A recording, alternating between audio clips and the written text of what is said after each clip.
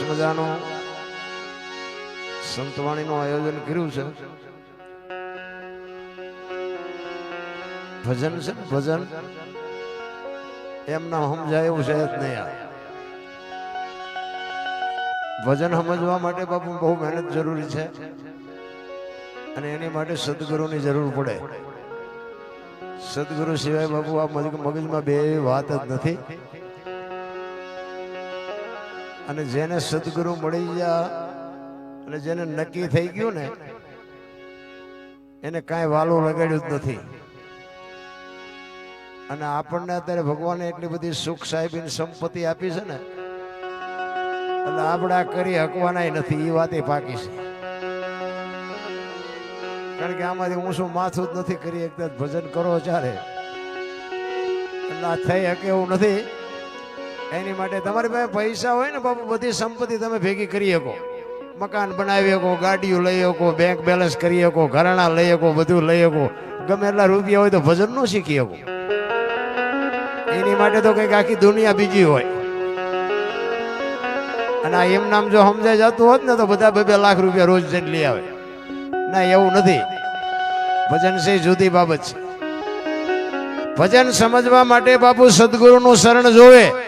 બુદ્ધિનો વિષય નથી, વિજ્ઞાનનો વિષય નથી, પૈસાનો વિષય નથી. આ બધા બુદ્ધિના બારણા બંધ થઈ જાય ને, તમારું નોલેજ જેથી કામ કરતું બંધ થાય ને, પછી આનો ગણે મંડાય. ભજન આખી બાબત છે.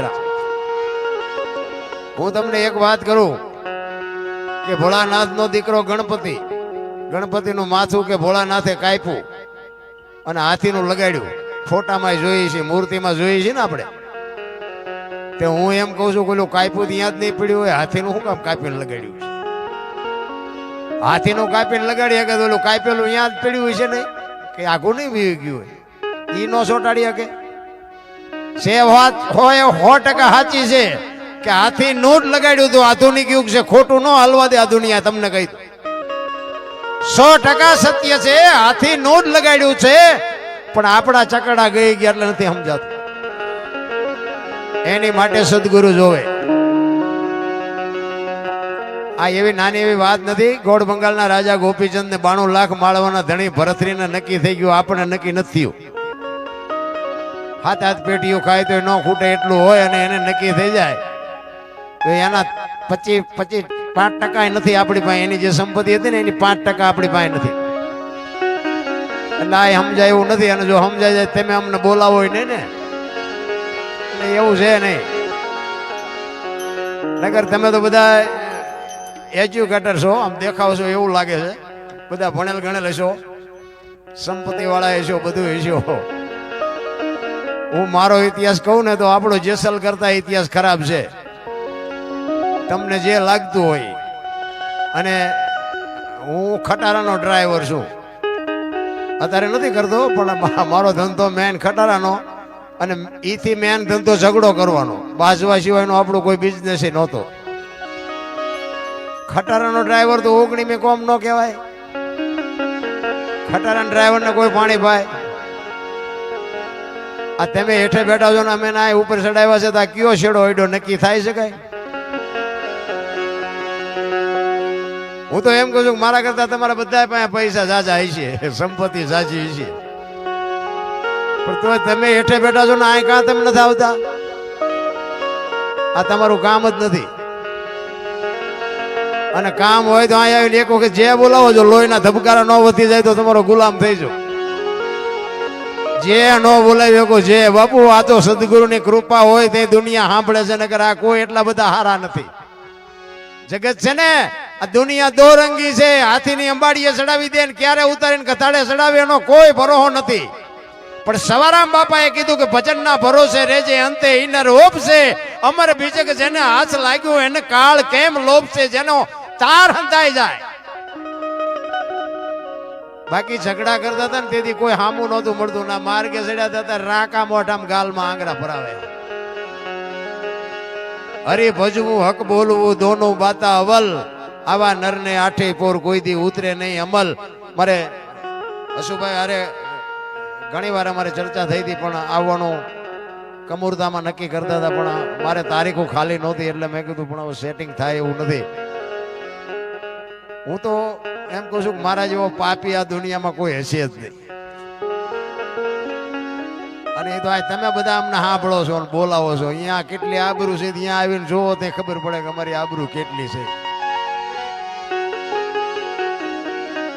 મેં કીધું એમ જેસલ કરતા ઇતિહાસ, કારણ કે આપણે કોઈ સારું કામ કર્યું જ નથી. કોઈ મંદિરે નથી ગયો ને સીતારામે નથી કર્યા ને ક્યાંય કોઈ 10 રૂપિયા આપ્યા નથી. આપણે કઈ સારું કામ કર્યું જ નથી. પણ એક મેન મુદ્દો તમને કહું કે હું તો એમ કહું કાંઈ ન કરો તો કાંઈ નહીં, પણ મા બાપને જાળવજો. બાપુ મેં એક જ સારું કામ કર્યું ને એમાં આપણો મેળ પડી ગયો. મા બાપ જેવા બાપુ ભગવાન ને માતાજી ને પિતા આખી દુનિયા દુકાનો ખોલીને બેઠી છે, કોઈ કઈ છે નહીં વાતમાં. મા બાપ જેવા ભગવાન ચાય છે નહીં. ગોતું હોય તો ગોતીને આંટો મારી જો, ક્યાંક ભેગા થાય તો મને ફોન કરજો કે કાંઈ છે ભગવાન. ક્યાંય કાંઈ છે જ નહીં. હું આખી દુનિયા રખડીને બેઠો છું. બધા લાવો લાવો કરે, લઈ જાઓ એમ કોઈ કહેતું જ નથી.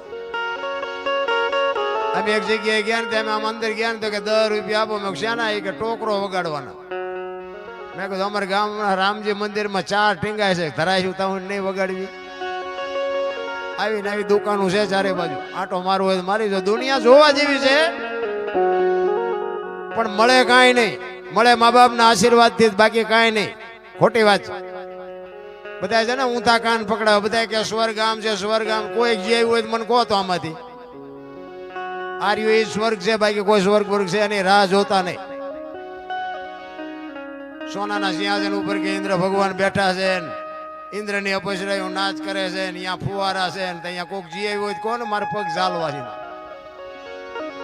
બધું આમ જ હાલે છે, ડીંગો ડીંગ જ તે.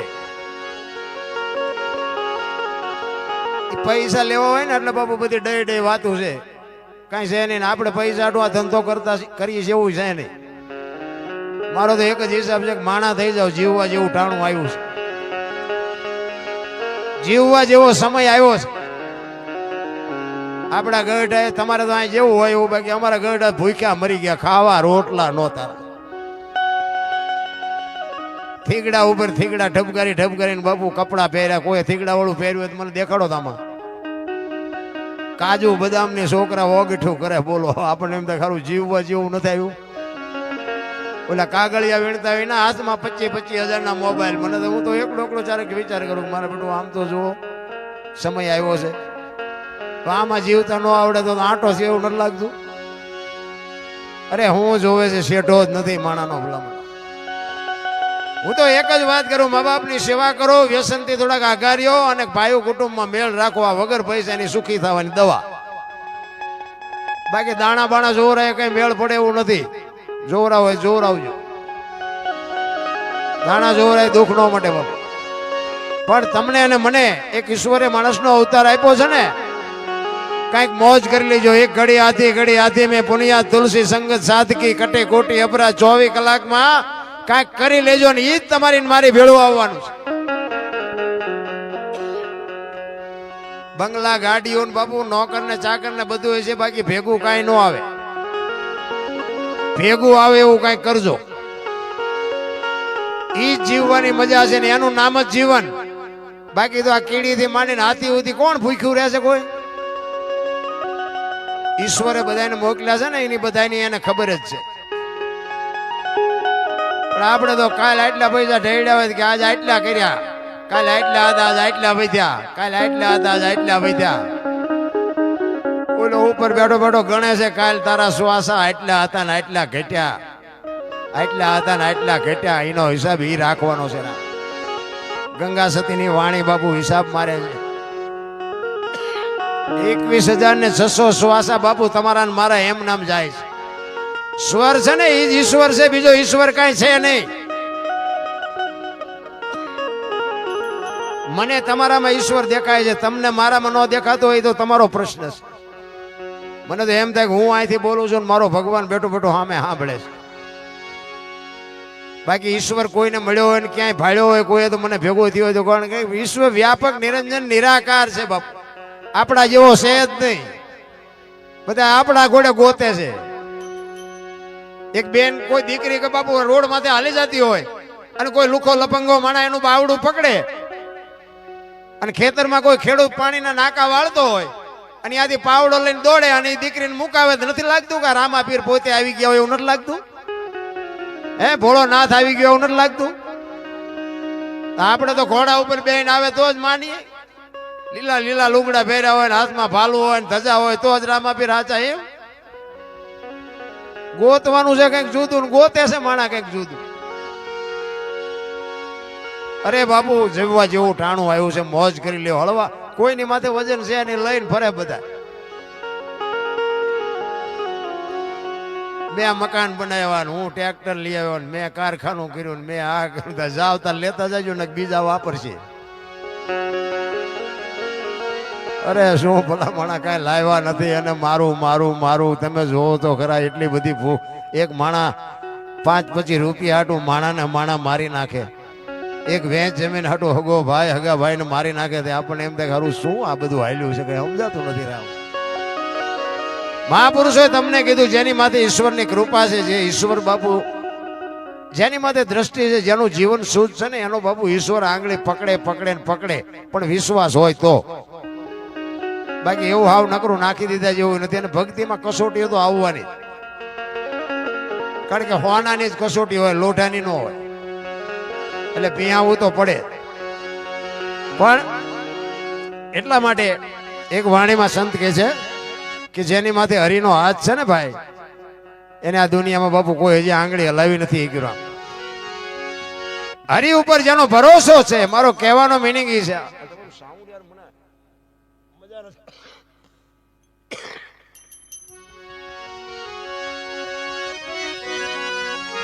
એક સંત વાણીમાં એવું કહે છે, એ જીજની માથે છે એ હરિનો જોને હાથ રે જગત એને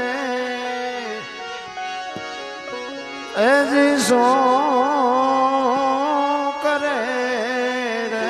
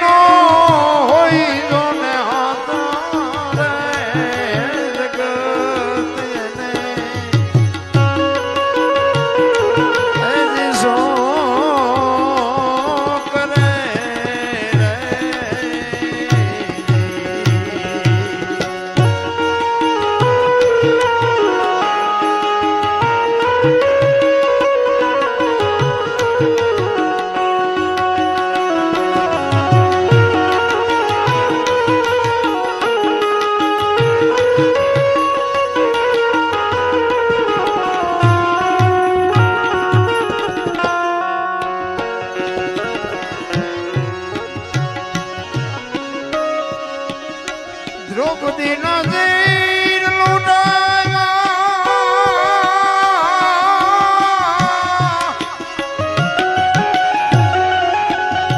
દુર્યોધન જાને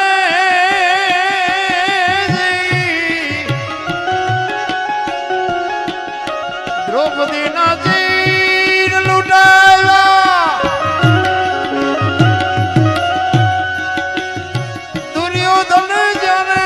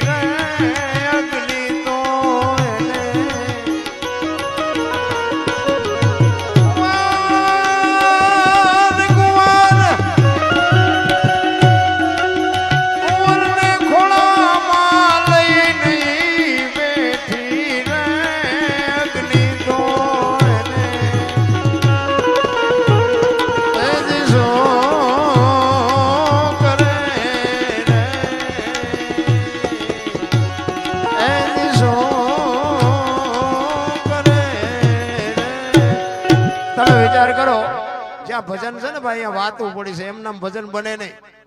આ બુદ્ધિથી ભજન બનતા હોત તો અત્યારે બુદ્ધિ તો ઘરે ઘરે ભરી છે, બુદ્ધિથી ભજન ન થાય. આ હરણાકશ રાક્ષસ હતો, એનો છોકરો ભગત શું કામ થયો? રાક્ષસ જ ન થવા જોઈએ. પ્રહલાદ બાપુ આ દુનિયામાં ભક્તિ, જો પ્રહલાદ જન્મ નો હતો ભક્તિ જ ન હોત. ભક્તિ દિલાવર દેશની લાયા શ્રીબાઈ કુંભાર. પ્રહલાદ જેને પ્રગટ કરે ને જપે સારો સંસાર, બાપુ શ્રીબાઈ કુંભાર પ્રહલાદના ગુરુ છે. મેં કીધું એમ ગુરુ સિવાય બાપુ નકે હરણાકશ એટલે તમે જો એવું તપ કરી અને બ્રહ્માજીને પ્રગટ કર્યા, અને બ્રહ્માજી કહે છે માગ માગ હરણાકશ, તારા તપ ઉપર હું પ્રસન્ન થયો છું. હરણાકશે કીધું મારું મોત ન થાય એવું કરો. કારણ કે જેને જેને મેળવ્યા ને એ બાપુ પોતાનું હમું જ કર્યું, કોઈનું સારું કરવા કોઈ માગ્યું જ નહીં. એ કે આ જન્મે એને મરવાનું જો એમાં આ તો કેવી રીતે બને? એ કે તો ના પાડો. એ કે એ વાત તારી હાજી કે હાલ ને કે વાંધો નહીં. તો કે ના એમને લખી દો. બ્રહ્માજી કે કામ કર, તું લખ, હું હેઠે સહી કરી દઈશ. પછી બધું લખ્યું. આપણે ક્યાં ને બધા રાતે ને દિયે ને લોટે ને લાકડે ને માણા ને ઢોરા ને બધું લખ્યું. પછી બ્રહ્માજી ને કે આમાં સહી કરો. બ્રહ્માજી આમ વાંચીને કીધું કે હરણાકશ આમાં રહી નથી જતું ને જોઈ જોતો. એ કે કાંઈ નથી રહેતું કે જોઈ જો, બાકી ઉપાડી લેવાનો છે વાત પાકી, જોઈ લે હજી જોવું હોય તો. એ કે કાંઈ નથી રહેતું, સહી કરી દીધી કે હાલે દસ્તાવેજ રાખ તારી પાસે. હવે આપણને ભગવાન ભેગો નથી થયો તો એટલે ઠેકડા મારી છે, એને કેવા ઠેકડા માર્યા છે બધે. હું થાય ચારે બાજુ, મેં કર્યું, હું કરું. નિશાળમાં સાહેબો છોકરાને ભણાવે ને એ એમ જ કે બધું રાજા જ કરે છે. આપણે ગઈઢા કહેતા હતા ને કે કોઈ નો પોગે એનું પેટ પોગે. પ્રહલાદ ભણવા ગયો હતો ને, સાહેબ બધું ભણાવતા કે બધું રાજા જ કરે છે. પ્રહલાદ ઉભો થઈને કે સૂરજ ઉગે છે રાજા ઉગાડે છે, આ વરસાદ વરસે છે રાજા વરસાવે છે. બોલો સાહેબ કે તારા બાપા કહે છે ભાઈ કે અમને બધી ખબર છે કોણ વરસાવે છે. સાહેબ હરણાકશ પાસે જઈને કે આખી દુનિયા માને છે તમારા છોકરાએ ઉપાડો લીધો. પ્રહલાદ આવ્યો ને ઘરે કે બેટા ભણવા ગયો તો કે હા. શું ભણાયો? એ કે કરશનજીનો કન, ગણપતિનો ગન, ઘનશ્યામનો ગન. બાપુ બાવડું ચાલે ને ઘા કર્યો, દિવાલ હારે ફસાડ્યો. એ કે આના નામ મુકાવા હું મથું છું, તે આની પાઠું લીધી છે. કે પૂરી દો ને અંધારી ઓરડીમાં, કે મારી દો તાળું અને જોઉં છું એનો ભગવાન કેમ આવે છે. એ પૂરી દીધો ને બાર ચોકીદાર બેહાડ્યો, તાળું માર્યું. એક દી એક રાત, બીજો દિન બીજી રાત થઈ. અખિલ બ્રહ્માંડના માલિકે બાપુ કોઈની આબરૂ જવા નથી દીધી. એક વિશ્વાસ હોય તો એ લક્ષ્મીજી બાપુ 32 ભાતનો થાળ લઈ અને પ્રહલાદને જમાડવા માટે માં આવ્યો.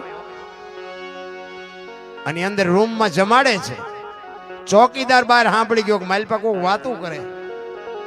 હરણાકશ પાસે જઈને કે તમારો છોકરા પાસે કોક છે? કે માલપા રૂમમાં. કે પણ બારણું બંધ ને તાળું છે કે બધું એમ નામ છે, પણ માલપા કઈક છે. એને આવીને બારણું ખોલાવ્યું ને આને જમી લીધેલું. હરણાકશે કીધું કોણ હતું, કોણ આવ્યું? એ કે મારી માં આવી હતી. કોણ આવ્યું તું? શું? એ કે કેવી રીતે આવે? અંધારી ઓરડી છે, બારણું બંધ છે, તાળું માર્યું છે, કેમ આવે? એ કે બાપા એ તો તમને ભરોહો નથી.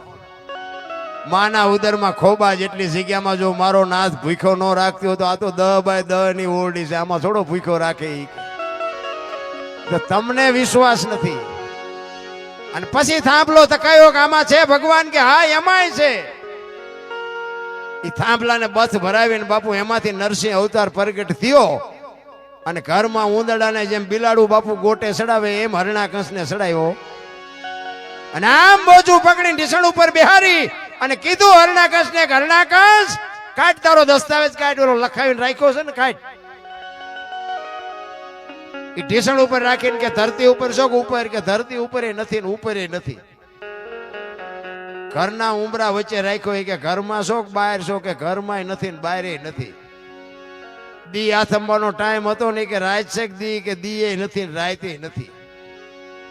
આમ નખ દેખાડ્યા પાવડા જેવડા જેવડા એ કે લોઢું છે કે લાકડું કે લોઢું નથી ને લાકડું નથી. એ કે મારા એમ નજર કરી હું માણસ છું જાનવર કે માણા નથી ને જાનવર નથી. કે હવે કેવું છે કઈ કે હવે રહેવું નથી ને કેવું શું હોય. આવા બાપુ જો એક તમે વિચાર કરો કંસ કૌરવ રાવણ જેવા મોટા હતા મયપતિ ને ગજબ હતા ગંભીર સબળ જેના શરીર મહાણે દીઠા મેકરણ. આ ઇતિહાસ સાંભળે તો આપણને તેમ નથી થતું કે આપણે એક બસરિયા જેવા છીએ. આપણું આમાં કઈ ઉપજે જો આવા ભગવાનને ધ્રુજાવતા હોય આપણું શું આવે આમાં. તો અત્યારે જ્યાં જાવ ત્યાં બધા બાયું ચડે મારી નાખી તો પછી ચંપા જાશો મારીને જાશો ચા તમે. અરે જીવ